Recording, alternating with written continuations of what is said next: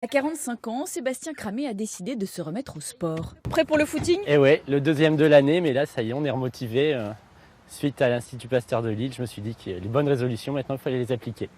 Il va désormais courir 2 fois par semaine sur les conseils d'un médecin. Ça fait du bien, c'est comme une séance de piscine, après on se sent super bien. C'est là qu'on se dit il faut voir les bienfaits et pas le côté contrainte.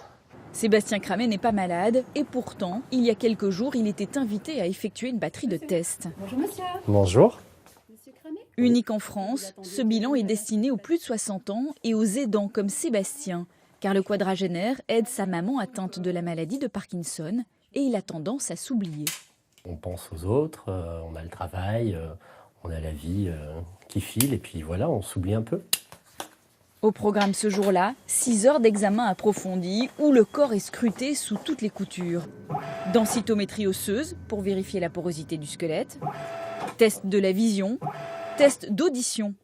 Ils viennent réparer le toit. Ils viennent nous parler de tout. Mais aussi un examen clinique, un test d'effort et une évaluation neuropsychologique. Est-ce que vous avez des oublis dans les activités de la vie quotidienne ou autre?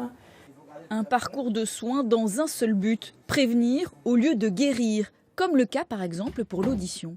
Quand vous avez un trouble de l'audition, vous vous enfermez petit à petit dans votre monde, vous êtes moins stimulé au niveau cérébral et vous augmentez le risque de troubles de la mémoire et d'accélération du vieillissement cérébral. L'objectif, mettre toutes les chances de son côté pour mieux vieillir.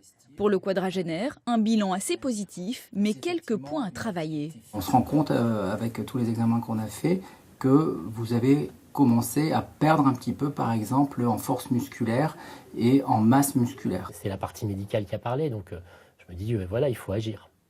Marc Lavskovski a lui aussi passé ce bilan de l'Institut Pasteur. À 65 ans, ce retraité actif s'est découvert quelques carences. Sur le plan donc de la vitamine D, un score de 23, alors qu'il est conseillé d'avoir un score entre 30 et 70, le score optimal. Un manque de vitamine D, mais aussi de calcium. Martine, qu'est-ce que je peux prendre comme dessert aujourd'hui? Et la recommandation d'adapter son alimentation. Là, tout est dans le frigidaire. J'ai même fait une crème aux fruits rouges aujourd'hui. On a pris conscience quand même qu'il était important d'avoir un apport de calcium suffisant. Une éducation à la santé pour un vieillissement réussi, une démarche bienvenue à l'heure où l'espérance de vie ne cesse de s'allonger.